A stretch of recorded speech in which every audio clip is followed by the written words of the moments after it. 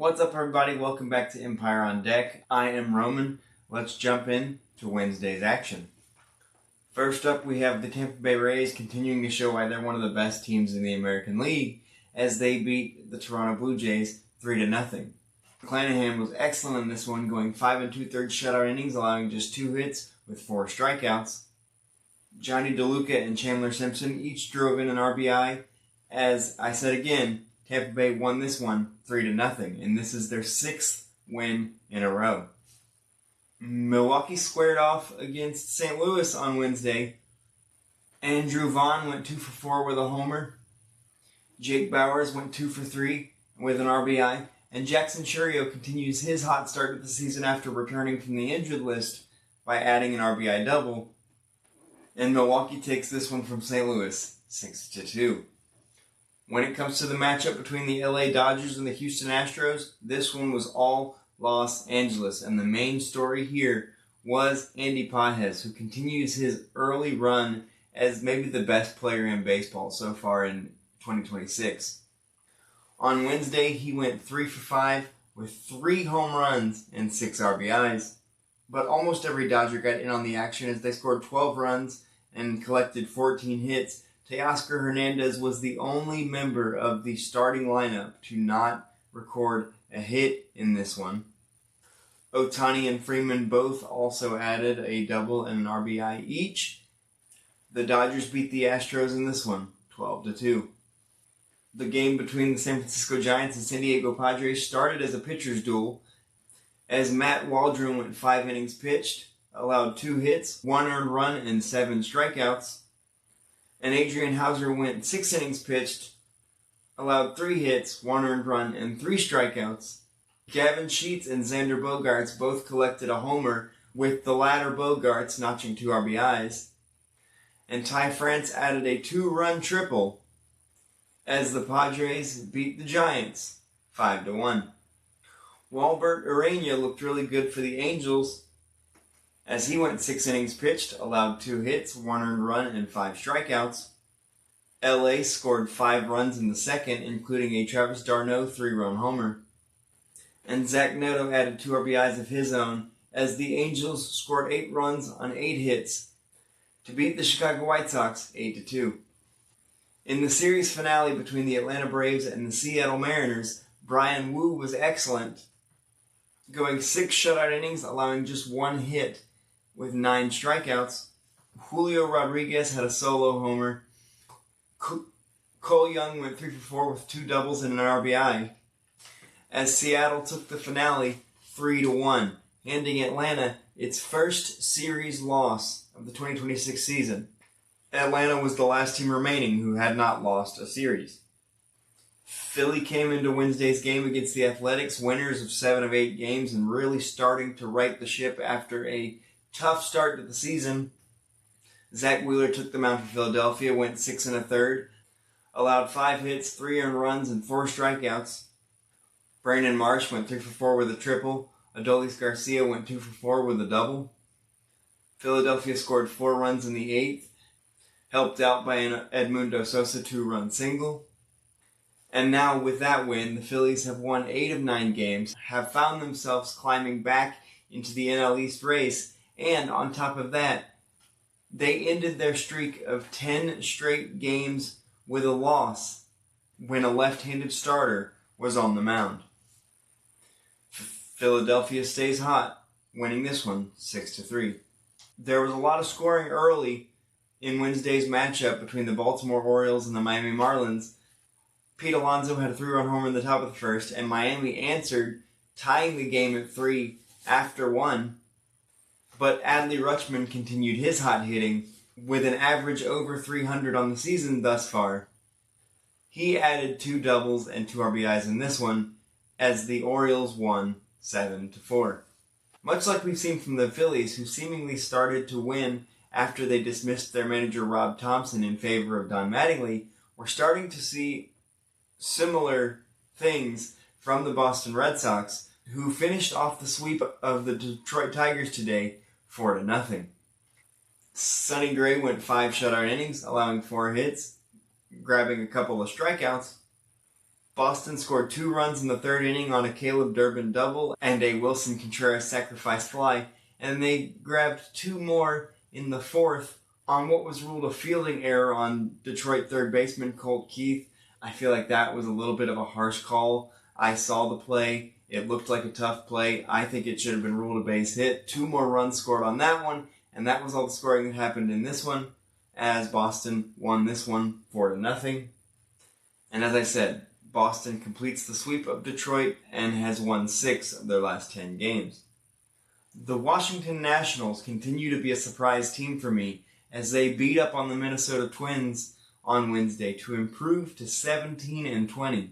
I don't think anybody saw them having a record this close to 500, as they scored 15 runs on 14 hits against the Twins, actually out-hitting Minnesota 14-3. But the more alarming stat is that Washington's total base count outnumbered that of Minnesota 33-7. But how did Washington do that? They got 4 homers from Milos, Brady House, Jose Tena, and C.J. Abrams, the last of which, C.J. Abrams, was a grand slam. Washington scored 7 runs in the 8th inning. C.J. Abrams went 3 for 5 with 2 doubles, that grand slam, and 5 RBIs. And I feel like we are not giving enough credit to the season that C.J. Abrams is having. He's had a couple of rough years in a row, but he's hitting .299 early and has really been the spark, along with James Wood, who has provided a lot of the power, but it's really been C.J. Abrams that's been the consistent contributor for this Washington offense that is now 17-20. While Washington beats up on Minnesota, holding them to just 3 hits, 15-2. Nathan Eovaldi nearly goes the distance for Texas, going 8 innings pitched, allowing just 3 hits, 1 earned run, and 8 strikeouts. Corey Seager went 2 for 5 with a homer and 2 RBIs. Evan Carter also added a homer for Texas. Aaron Judge hit a solo homer in the 6th. It was the Yankees' only run of the day, but it was Aaron Judge's 15th homer, making him the first player to 15 homers in Major League Baseball and putting him over Murakami to stand alone currently in the Major League Baseball home run lead. But it is the Rangers that got the last laugh in the game, 6-1. The Chicago Cubs did it again. We've got to start calling this team the Cardiac Cubs, because for the 3rd straight night, they won in walk-off fashion against the Cincinnati Reds. And all 3 games, if I'm not mistaken, they were down to their last couple of outs, trailing. I know that's the case for Tuesday and Wednesday. I can't remember the score on Monday off the top of my head.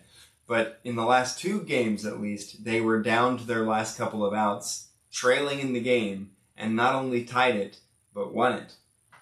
And in this case, Ian Happ homered in the 1st, and Matt McClain homered for Cincinnati in the 5th, but most of the action in this one came in the 9th and 10th innings, as Cincinnati scored 4 in the top of the 9th to take the lead, including a Spencer Steer 2-run homer. But it was PCA, who seemingly has ice in his veins, who hit a 2-run homer with 1 out in the 9th, with his team down 6-4 to tie the game. It went to extra innings, and Michael Busch coaxed a bases-loaded walk to walk it off for the Chicago Cubs for the 3rd straight night.